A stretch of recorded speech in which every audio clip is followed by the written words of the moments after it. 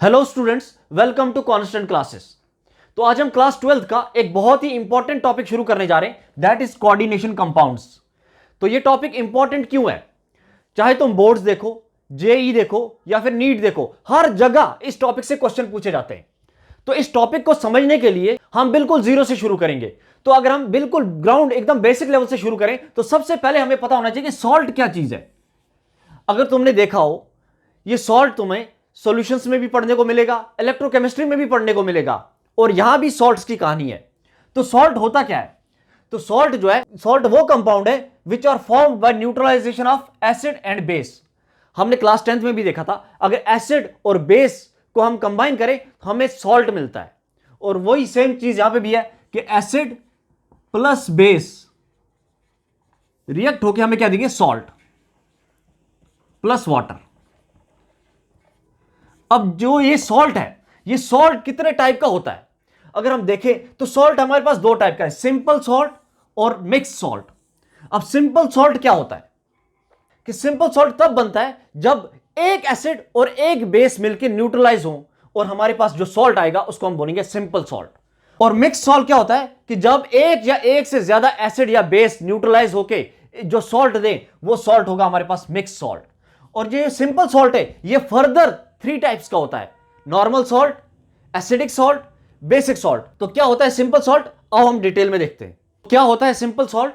कि जब एक सिंगल एसिड और सिंगल बेस रिएक्ट करें, जो सॉल्ट हमें मिलेगा उसको हम बोलेंगे simple salt, formed by neutralisation of single acid and single base. For example HCl। HCl क्या है? हमारे पास एसिड है, ठीक है। इसके साथ मैंने एक NaOH, ये क्या है? बेस है। जब एक सिंगल एसिड और सिंगल बेस रिएक्ट हुआ तो क्या मिलेगा हमें?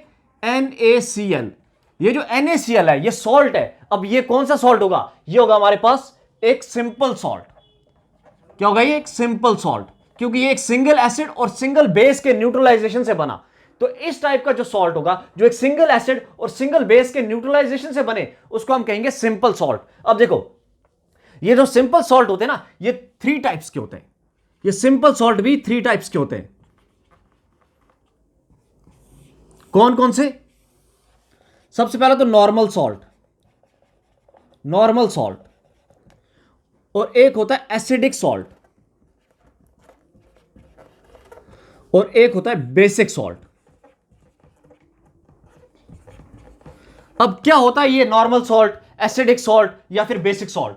तो देखो, नॉर्मल सॉल्ट में क्या होता है, एक सिंगल एसिड सिंगल बेस से मिला, जिसको हम सिंपल सॉल्ट कहा, वही सेम कंडीशन नॉर्मल सॉल्ट की भी है। For example HCl plus NaOH, एक सिंगल एसिड सिंगल बेस से मिला और NaCl, यही है हमारे पास एक सिंपल सॉल्ट या फिर नॉर्मल सॉल्ट। अब एसिडिक सॉल्ट क्या है? वो सॉल्ट जिसमें H प्लस की कंसेंट्रेशन हो, वो सॉल्ट जिसमें H प्लस प्रेजेंट हो, उसको हम बोलेंगे एसिडिक सॉल्ट।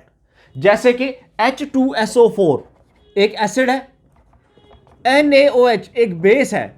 अगर इन दोनों को मैंने रिएक्ट कराया तो हमारे पास क्या मिलेगा? NaHSO4। अब देखो यहां पे इस सॉल्ट में H प्लस प्रेजेंट है। अगर इस सॉल्ट में H प्लस प्रेजेंट है तो ये कौन सा सॉल्ट हुआ? ये हुआ एसिडिक सॉल्ट।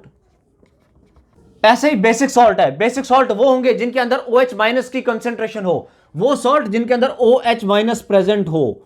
अब देखो एग्जांपल, जैसे कैल्शियम हाइड्रोक्साइड एक बेस है, इसके अंदर मैं ले लूं HCl। HCl क्या है? एसिड है। तो क्या मिलेगा? CaOHCl।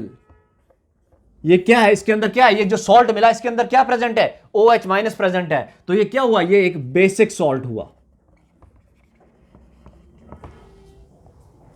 तो सिंपल सॉल्ट या फिर नॉर्मल सॉल्ट, जब एक एसिड एक बेस मिलकर न्यूट्रलाइज करे तो हमारे पास क्या होगा? Normal salt. जब कोई एसिड और बेस मिलके अगर सॉल्ट दें और उस सॉल्ट के अंदर H प्लस प्रेजेंट हो, हाइड्रोजन प्रेजेंट हो, तो हमारे पास वो होगा एसिडिक सॉल्ट। और बेसिक सॉल्ट कौन सा होगा? जहां हमारे पास एसिड और बेस मिलके जो सॉल्ट दें उसके अंदर अगर OH की कंसेंट्रेशन हो तो वो हमारे पास बेसिक सॉल्ट होगा। तो नेक्स्ट आता है मिक्स सॉल्ट। तो मिक्स सॉल्ट क्या होता है?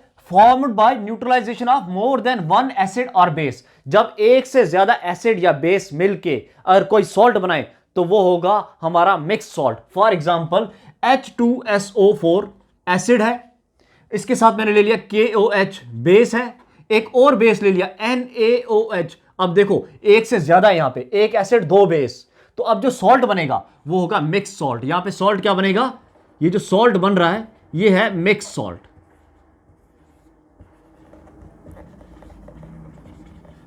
Mix salt plus water. ऐसे ही अगर एक और एग्जांपल हम देखें, calcium hydroxide plus HCl plus HOCl। अब यहां भी देखो एक से ज्यादा है, मोर than one acid and base. अब यहां पे जो सॉल्ट बनेगा वो सॉल्ट क्या होगा, एक मिक्स सॉल्ट होगा, जो कि है कैल्शियम ऑक्सीक्लोराइड प्लस वाटर। और जो ये सॉल्ट है ये कौन सा सॉल्ट है, ये मिक्स सॉल्ट है। तो सिंपल सॉल्ट क्या था, जब एक एसिड और एक बेस मिलकर न्यूट्रलाइज करें तो वहां पे हमें सिंपल सॉल्ट मिल रहा था। सिंपल सॉल्ट के अंदर हमें क्या मिला था, एक एसिडिक सॉल्ट भी मिला था, हमें बेसिक सॉल्ट भी मिला था। एसिडिक सॉल्ट कौन सा होगा, जिसके अंदर H+ मिले, और बेसिक सॉल्ट कौन सा होगा, जिसके अंदर हमें OH- मिले। उसके बाद मिक्स सॉल्ट क्या था, जब एक से ज्यादा एसिड और बेस रिएक्ट करें और हमें जो सॉल्ट मिलेगा वो कौन सा होगा, मिक्स सॉल्ट। और उसके हमने कुछ एग्जांपल्स भी देखे। अब नेक्स्ट है मॉलिक्यूलर एडिशन कंपाउंड्स। तो मॉलिक्यूलर एडिशन कंपाउंड से क्या मतलब है कि दो मॉलिक्यूल्स को लिया, ऐड करा, और जो कंपाउंड बना उसको हम कहेंगे मॉलिक्यूलर एडिशन कंपाउंड। या फिर डेफिनेशन से समझो, when two or more simple salts are chemically combined together in fixed proportion by molecular weight results in molecular addition compounds। जब दो या दो से ज्यादा सिंपल सॉल्ट्स को हमने कंबाइन करा तो हमारे पास जो रिजल्टेंट कंपाउंड आएगा वो होगा molecular addition compound. For example, एक सिंपल सॉल्ट ले लिया मैंने K2SO4, इसके साथ एक और सिंपल कंपाउंड में मिला रहा हूं Al2SO4 थ्राइस। जब दो सिंपल सॉल्ट्स मिले और प्लस कुछ वाटर मॉलिक्यूल्स, दो simple salts K2SO4 plus Al2SO4 और कुछ वाटर मॉलिक्यूल्स मिले तो इन्होंने एक एडिशन कंपाउंड बनाया। तो वो एडिशन कंपाउंड क्या था, K2SO4 dot Al2SO4 thrice dot 24H2O। ये जो कंपाउंड है, ये जो एडिशन कंपाउंड है, ये क्रिस्टलाइन फॉर्म में होगा, ये क्रिस्टलाइन फॉर्म में प्रेजेंट होता है। और इसका नाम जो है, अगर इसका नाम तुम देखो तो इसको बोलते हैं पोटैश अलम, पोटेशियम अलम। एक और एग्जांपल देखते हैं हम, KCl एक सिंपल सॉल्ट प्लस MgCl2 एक सिंपल सॉल्ट है प्लस 6 वाटर मॉलिक्यूल, ये भी एक मॉलिक्यूलर एडिशन कंपाउंड देंगे। तो कौन सा मॉलिक्यूलर एडिशन कंपाउंड कैसे बनेगा, KCl dot MgCl2 dot 6H2O। ये भी क्रिस्टलाइन फॉर्म में होगा और इसका नाम क्या है, इसका नाम है कार्नलाइट, इसको कहते हैं कार्नलाइट।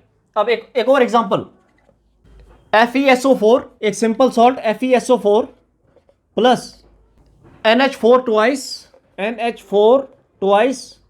SO4 एक और simple salt plus 6 water molecule, इन्होंने भी एक मॉलिक्यूलर एडिशन कंपाउंड दिया FeSO4 dot NH4 twice SO4 dot 6H2O। ये भी एक मॉलिक्यूलर एडिशन कंपाउंड है।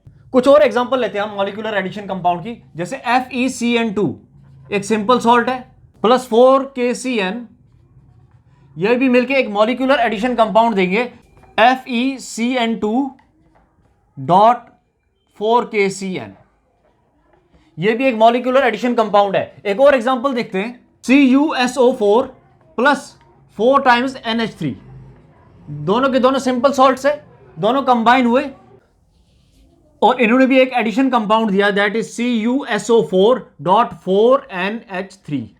एक और एग्जांपल देखते हैं, AgCN को अगर हमने NaCN के साथ, ये भी एक सिंपल सॉल्ट है और NaCN ये भी एक सिंपल सॉल्ट है, अगर इनको कंबाइन किया तो ये भी एक एडिशन कंपाउंड देंगे, that is AgCN dot NaCN। ये इतने सारे मॉलिक्यूलर एडिशन कंपाउंड है। अब जो ये इतने सारे मॉलिक्यूलर एडिशन कंपाउंड है, इनमें से कुछ डबल सॉल्ट है और कुछ कॉम्प्लेक्स सॉल्ट है। अब हम कैसे पता लगाएं कि कौन से डबल सॉल्ट है और कौन से कॉम्प्लेक्स सॉल्ट है। तो देखो ये जो है ना, ये सारे ये डबल सॉल्ट है और ये जो है ये कॉम्प्लेक्स सॉल्ट है। तो हमें कैसे पता लगेगा कि ये डबल सॉल्ट है, ये कॉम्प्लेक्स सॉल्ट है। तो देखो अब डबल सॉल्ट क्या होता है, डबल सॉल्ट होता है salts which are stable in solid form.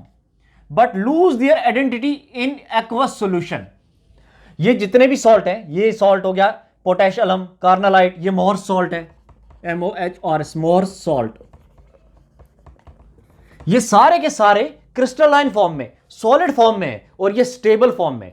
लेकिन जब मैं इन सॉल्ट्स को किसी एक्वस सॉल्यूशन में डिसॉल्व करूंगा तो ये अपनी प्रॉपर्टी लूज कर देंगे।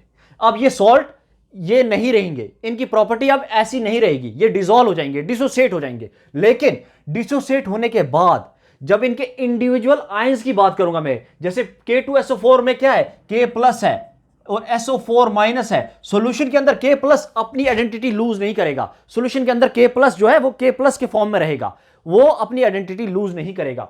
जो इनके इंडिविजुअल आयंस है वो अपनी प्रॉपर्टी लूज नहीं करेंगे। As a whole complex, as a whole salt इसने अपनी प्रॉपर्टी लूज कर दी जैसा ही ये डिसॉल्व हुआ एक्वस सॉल्यूशन में। लेकिन जो ये आयंस से, आयंस ने अपनी प्रॉपर्टी लूज नहीं की। और जब ऐसा कोई सॉल्ट हो जो एक्वस सॉल्यूशन में जाने के बाद अपनी प्रॉपर्टी लूज कर दे लेकिन उसके इंडिविजुअल आयंस अपनी प्रॉपर्टी लूज ना करें, इस टाइप के सॉल्ट को कहते हैं हम डबल सॉल्ट।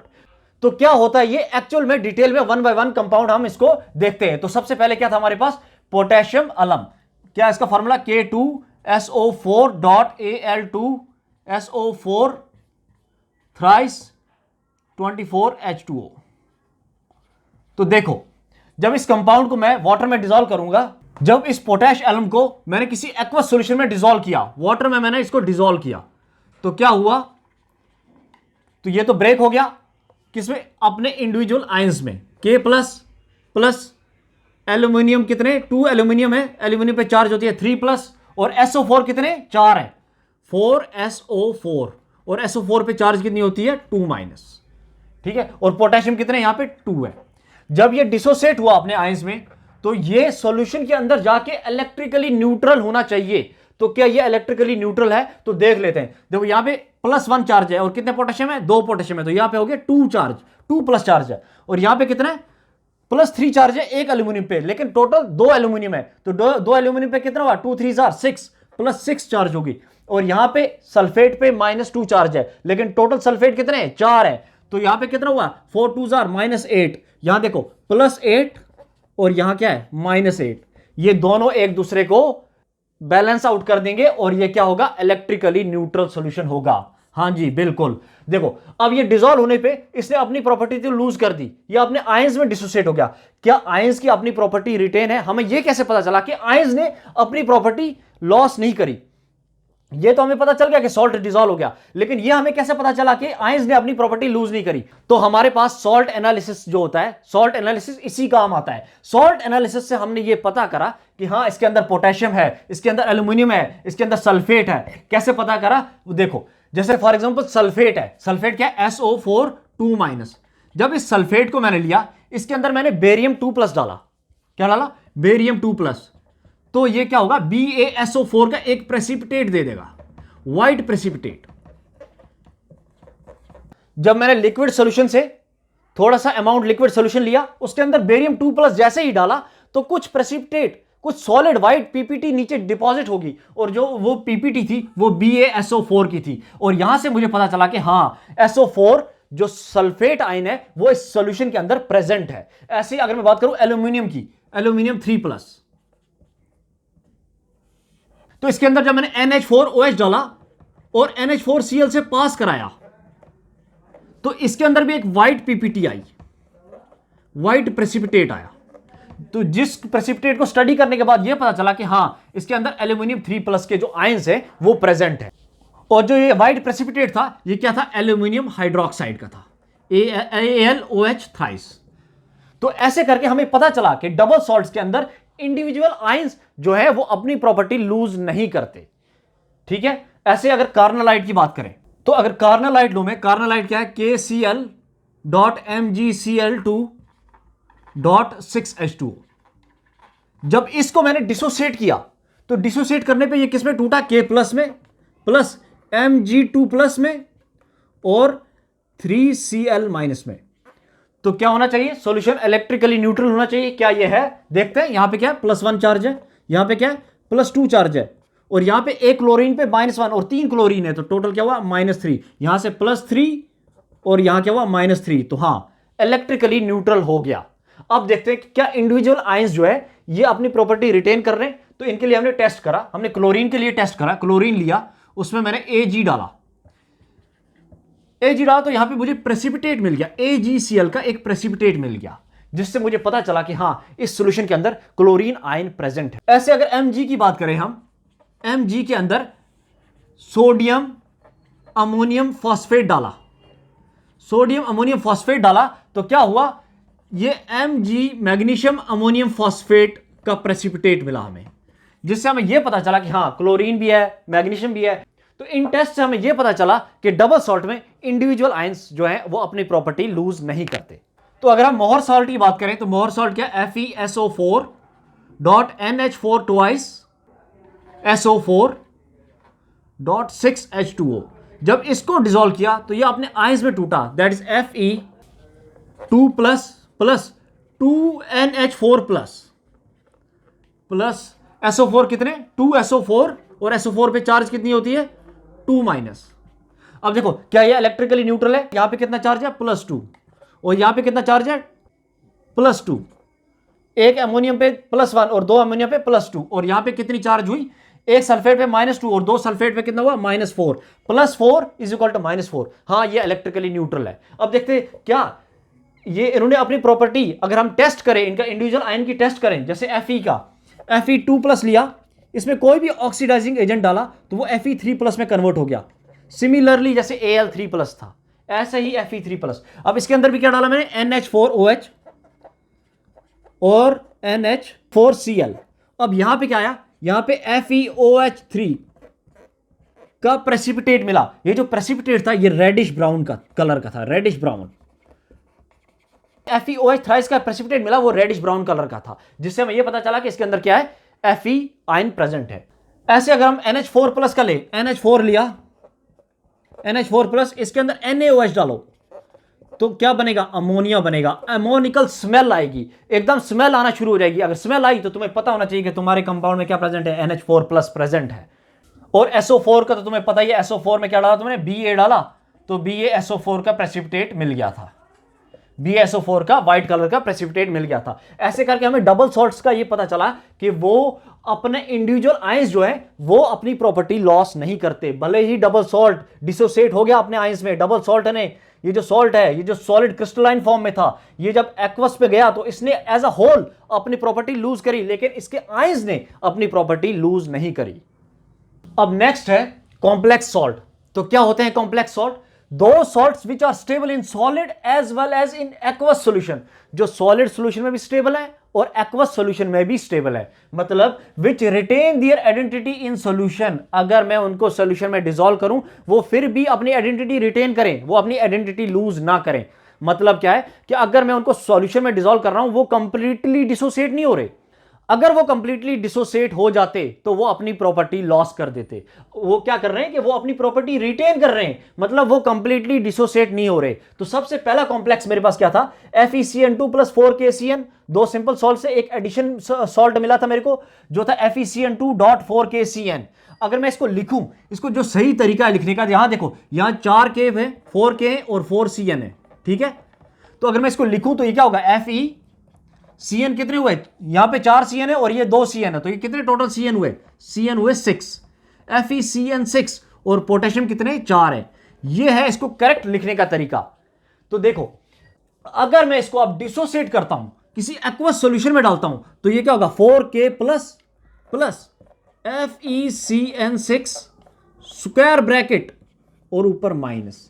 ये इस तरह से डिसोसिएट हुआ, ये एक अपने आयंस में डिसोसिएट नहीं हुआ, ये ऐसे डिसोसिएट नहीं हुआ Fe2+ CN- 6CN-, ऐसे डिसोसिएट नहीं हुआ, ये एक कॉम्प्लेक्स की फॉर्म में डिसोसिएट हुआ। अगर ऐसे डिसोसिएट होता तो ये अपनी प्रॉपर्टी क्या होता, लूज कर देता, लेकिन ये एक कॉम्प्लेक्स आयन की फॉर्म में डिसोसिएट हुआ, जिसकी वजह से क्या हुआ कि इसने अपनी प्रॉपर्टी लूज नहीं करी। अगर हम यहां पे आयरन का अलग से टेस्ट करें तो हमें नहीं मिलेगा, अगर हम CN का अलग से टेस्ट करें तो हमें टेस्ट पॉजिटिव नहीं मिलेगा। क्यों नहीं मिलेगा, क्योंकि ये डिसोसिएट हुआ ही नहीं, ये कॉम्प्लेक्स फॉर्म में रह गया। तो इस वजह से ये क्या होता है कि ये सॉल्यूशन में भी जाके स्टेबल होते हैं, ये अपने इंडिविजुअल आयन में डिसोसिएट नहीं होते, ठीक है। अब एक और नेक्स्ट एग्जांपल क्या थी, नेक्स्ट एग्जांपल देखते हैं। तो नेक्स्ट क्या था हमारे पास, CuSO4 डॉट 4NH3। अगर हम इसको लिखें, ये एडिशन कंपाउंड था, तो अगर हम इसको लिखें तो इसको सही लिखने का तरीका क्या है, CuNH3। NH3 कितने, 4, और इसके साथ क्या है, SO4। ये इसको सही लिखने का तरीका है। ये कैसे लिखा जाता है ये हम देखेंगे नेक्स्ट लेक्चर्स में, जब हम IUPAC नेमिंग वगैरह करेंगे वहां हम देखेंगे कि ये कैसे लिखा जाता है। अब देखो, अब इसको डिसोसिएट करूं तो डिसोसिएट करने पे क्या हुआ, CuNH3 4, ये तो ऐसे ही रहा, और प्लस SO4 2। अब देखो ये जो है ये अपने इंडिविजुअल आयन में ब्रेक नहीं हुआ, यहां पे मेरा कॉपर का अलग टेस्ट नहीं आएगा, NH3 का अलग से कोई टेस्ट नहीं आएगा, ये as a whole individual complex में ब्रेक हुआ, और ये अलग सल्फेट आयन है। लेकिन यहां पे ये जो है ये अलग अलग डिसोसिएट नहीं हुआ, ये कॉम्प्लेक्स फॉर्म में रह गया, तो ये यहां भी स्टेबल है, यहां भी स्टेबल है, मतलब ये कंप्लीट डिसोसिएट नहीं हुआ, इनकंप्लीट डिसोसिएशन है, जिसकी वजह से क्या हुआ, ये अपनी आइडेंटिटी लूज नहीं करते। हमारे पास नेक्स्ट एग्जांपल क्या थी, एक और कंपाउंड था जो था AgCN डॉट NaCN। अगर इसको भी सही तरीका लिखने का जो है इसका है वो है Na और AgCN, ये स्क्वायर ब्रैकेट के अंदर है, और CN कितने थे, 2। अगर मैं इसको डिसोसिएट करूं, डिसोसिएट करने पे क्या होगा, ये Na प्लस AgCN जो है वो ऐसे ही कॉम्प्लेक्स की फॉर्म में रहेगा। तो ये भी जो है यहां देखो ये कंप्लीट डिसोसिएट नहीं हुआ, Ag का अलग से यहां पे टेस्ट नहीं मिलेगा, CN का अलग से टेस्ट नहीं मिलेगा। तो ये क्या बता रहा है, ये कह रहा है कि जो कॉम्प्लेक्स सॉल्ट होते हैं वो अपनी आइडेंटिटी लूज नहीं करते इवन ऑन डिसोसिएशन। क्यों नहीं करते, क्योंकि वो कंप्लीट डिसोसिएट होते ही नहीं, वो कॉम्प्लेक्स फॉर्म में यहां पे भी है, तो वो स्टेबल है, चाहे वो एक्वस सॉल्यूशन हो या फिर वो सॉलिड फॉर्म हो, वो दोनों फॉर्म में स्टेबल होते हैं, जिसकी वजह से वो अपनी आइडेंटिटी लूज नहीं करते। और ये कैसे हुआ, ये स्क्वायर ब्रैकेट कैसे आया, ये कैसे लिखने का तरीका है, ये हम फर्दर नेक्स्ट लेक्चर्स में देखेंगे। तो ये थी सॉल्ट्स की पूरी कहानी। तो वीडियो अच्छी लगी हो तो वीडियो को लाइक, शेयर और चैनल को सब्सक्राइब जरूर करना।